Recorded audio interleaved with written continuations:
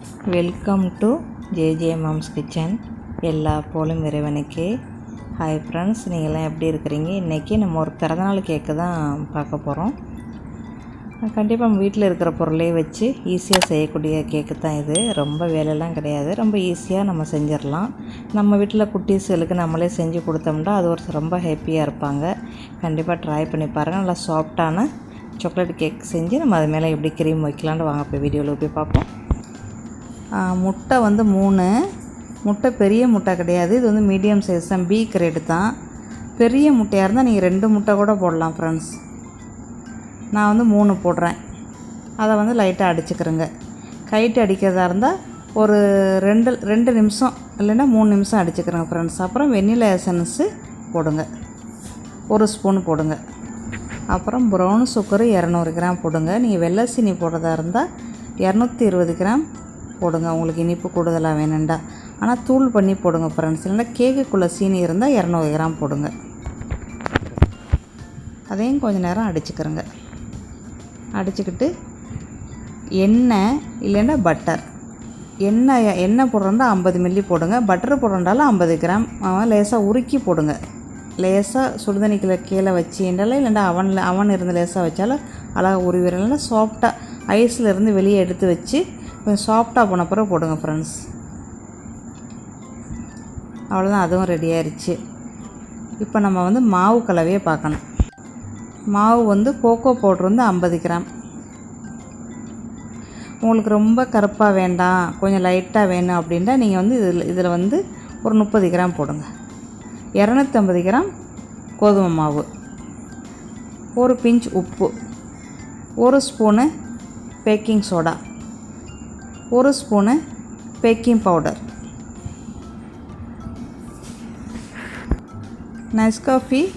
நெஸ்காஃபியா சன்ரைஸா புரு காஃபியா உங்கள்கிட்ட என்ன இருக்கோ அது வந்து ஒரு 1/2 ஸ்பூன் போடுங்க. அது வந்து வெளியே எடுத்து வச்சா காற்று போயிடும், கொஞ்சமாக தண்ணி ஊற்றி வச்சுக்கிறோங்க.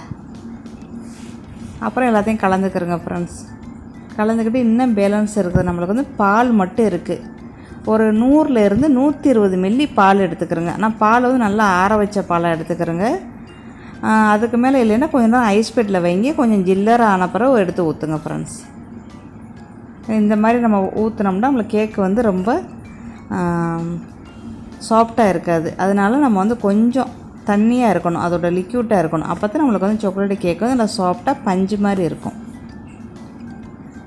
கிண்டிக்கிறேங்க. இன்னி பால் வந்து நல்லா ஆற்றி ஐஸ் பெட்டில் வச்சுக்கிறேங்க. ஒரு 1/2 மணி நேரம் ஐஸ் பெட்டில் வைங்க, நல்லா ஜில்லுண்டு ஆயிரும். அப்புறம் அதை எடுத்து ஊற்றுங்க. நான் ஊற்றுறது வந்து என்னோடய கேக்கோட கலவைக்கு வந்து நான் 120 மில்லி எடுத்தேன் பால். ஆனால் நான் அவ்வளோத்தையும் ஊற்றலை. எனக்கு என் கலவை இழுத்தது வெறும் 100 மில்லி தான் இழுத்துச்சு. ரொம்ப கூடுதலாக இழுத்தா கூட நம்மளுக்கு 150 மில்லி தான் இழுக்கும். நம்ம தோசை மாவு பக்குவத்துக்கு நம்மளோட மாவு கலவை வரணும். அப்புறம் நம்ம வந்து குக்கிங் சாக்லேட்டு காய்ச்சி வச்சுருந்தோம் கொஞ்சம், அதை எடுத்து 1 ஸ்பூனு பெரிய ஸ்பூனு போடுறேன். நீங்கள் 2 ஸ்பூனு கூட போடலாம்.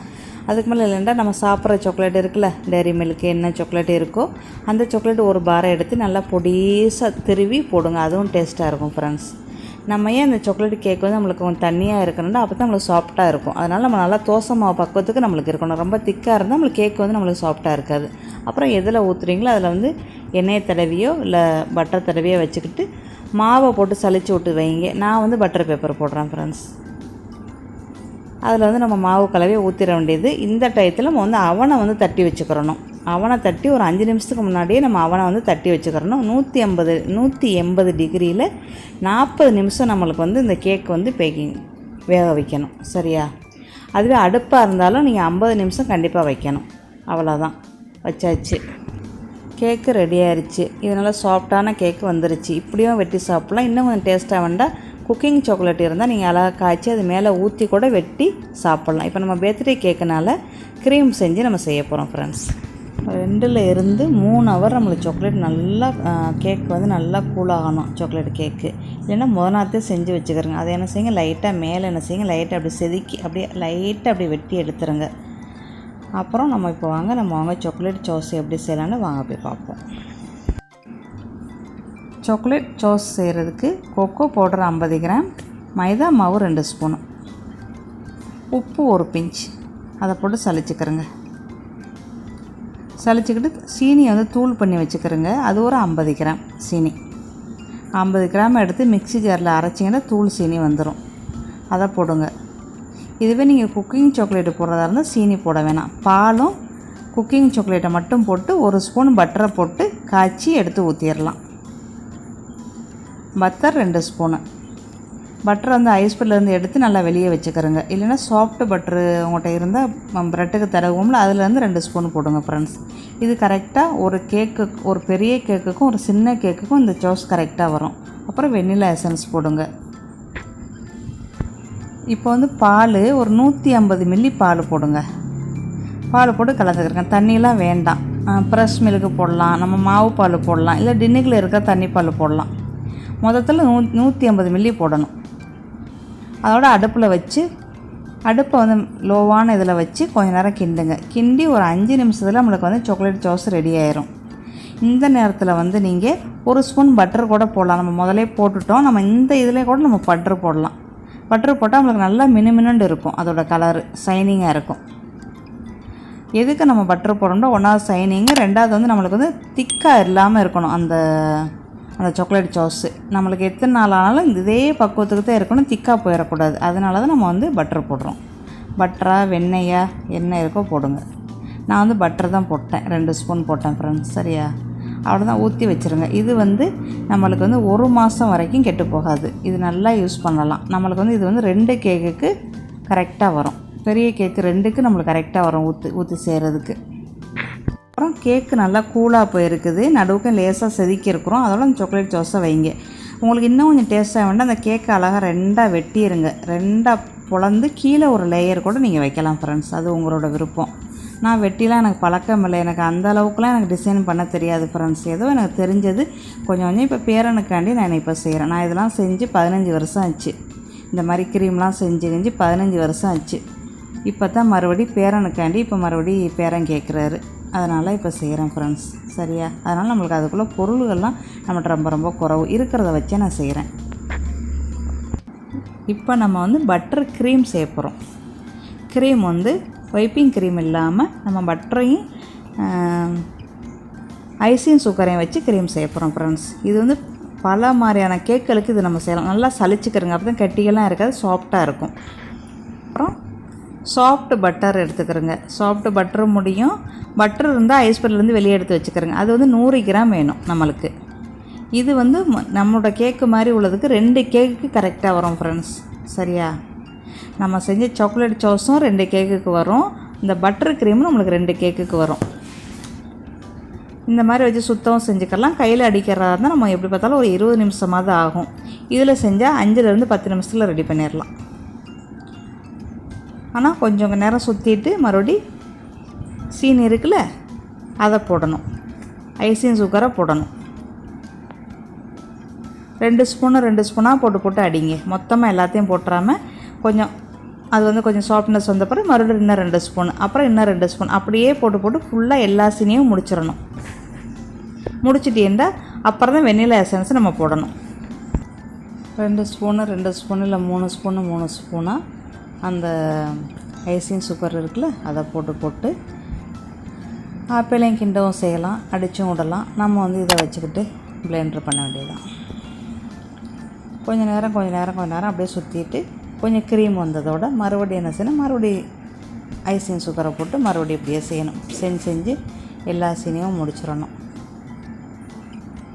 பேலன்ஸ் இருக்கிறது நம்மளுக்கு 2 ஸ்பூன் பால், 1 ஸ்பூன் வெண்ணிலா எசன்ஸ் இருக்குது. அதையும் போட்டோம்னா நம்மளுக்கு க்ரீம் ரெடி. இப்போ வெண்ணிலா எசன்ஸு 1 ஸ்பூன் போடுங்க. போட்டு இதை வச்சு சுற்றுங்க. ஒரு அரை நிமிஷம் தான் எல்லாமே. மிஞ்சி போனால் 5லேருந்து 7 நிமிஷத்துக்குள்ள நம்ம க்ரீம் ரெடி பண்ணிடலாம். இப்போ வந்து நம்ம வந்து பால் வந்து 2 ஸ்பூன் ஊற்றுங்க. ஊற்றி இன்னும் ஒரு சுற்றிட்டு கிண்டி விட்டு அள்ளிடுங்க ஃப்ரெண்ட்ஸ். அவ்வளோதான், ரெடியாகிடுச்சு க்ரீமு. நம்ம வீட்டிலையே கிருமியான சாஃப்டான க்ரீம் நம்ம செஞ்சிட்டோம். பட்டரையும் ஐஸிங் சுகரையும் வச்சு அருமையாக செஞ்சாச்சு. இதில் நம்ம என்ன கலர் வேணுமோ நம்ம யூஸ் பண்ணிக்கலாம். நான் பாதி எடுத்து வச்சுட்டேன். பாதி எடுத்து வச்சுட்டு அதுக்கு மேலே உள்ள பாதியை வந்து கொஞ்சமாக சாக்லேட் சாஸ் போட்டு 2 ஸ்பூனை போட்டு கொஞ்சம் காஃபி கலராக ஆகிக்கிட்டு இதில் நீங்கள் என்ன கலர் வேணுமோ போட்டுக்கரலாம். இதில் நம்ம வந்து நேமுகள் எழுதலாம், டிசைனுங்களை செய்யலாம், என்னென்னமோ செய்யலாம் ஃப்ரெண்ட்ஸ். ஆனால் எனக்கு அந்த அளவுலாம் தெரியாது. ஏதோ எனக்கு கொஞ்சம் தெரிஞ்சதை நான் உங்கள்கிட்ட காட்டியிருக்கிறேன். இப்போ வந்து சாக்லேட் சாஸ் வந்து முதல்ல 1 ஸ்பூனை போட்டு கிண்டி பாருங்கள், உங்களுக்கு போதுமாண்டு. பத்தலேருந்து இன்னொரு ஸ்பூன் போடுங்க. நான் மொத்தம் 2 ஸ்பூன் போட்டேன் சாக்லேட் சாஸ். அப்படியே கிண்டி விட்டு அள்ளி வச்சிருக்கு. இது வெள்ளை, அது வந்து சாக்லேட் சாஸ் ஊற்றின காஃபி கலர், 2 மாதிரி நம்ம ரெடி பண்ணியிருக்கு. இதில் எத்தனை வகையான கலர்கள் நீங்கள் ரெடி பண்ணலாம். இந்த பைப்பிங் வச்செல்லாம் வாங்கி நான் வந்து ஒரு 20 வருஷம் 22 வருஷம் ஆச்சு அதெல்லாம் வாங்கி. இது வந்து பிஸ்கட் பூ வச்சு அதில் வைக்கலாம், இல்லை இதில் அது இல்லைன்னா இதில் கூட வைக்கலாம், இல்லைன்னா இந்த பிளாஸ்டிக்கிலோட நீங்கள் அந்த இதை வச்சு வைக்கலாம். அப்புறம் வெட்டி யூஸ் பண்ணிவிட்டு தூக்கி போடுற பிளாஸ்டிக்கோட இப்போ இருக்குது, அது கூட நீங்கள் யூஸ் பண்ணிக்கிறலாம். அது இன்னும் ஈஸியாக இருக்கும். அடிக்கடி செய்கிறவங்க அப்படி செஞ்சுக்கிறலாம். நம்ம எப்போவாவது செய்கிறவங்களுக்கு இந்த வீட்டில் கழுவி வச்சுக்கிற மாதிரி வச்சுக்கிட்டால் நம்மளுக்கு நல்லா தாங்கும். இதெல்லாம் நான் வாங்கி 22 வருஷம் ஆச்சு ஃப்ரெண்ட்ஸ். ஆனால் இந்த க்ரீம் செய்கிறதெல்லாம் நான் விட்டு 10 வருஷம் ஆயிடுச்சு. இப்போ மறுபடியும் பேரனுக்காண்டி மறுபடியும் ஸ்டார்ட் பண்ணியிருக்கிறேன். கண்டிப்பாக வேறு ஒரு பைப்பிங் இதுக்கு ஒரு செட்டு வாங்கணும். இவ்வளோ தான் நம்மளுக்கு தெரிஞ்ச டிசைன், இவ்வளோ தான். அந்த காலத்துலேருந்து எனக்கு இந்த டிசைனை தவிர வேறு எதுவுமே தெரியாது. இப்படி தான் செய்வேன்.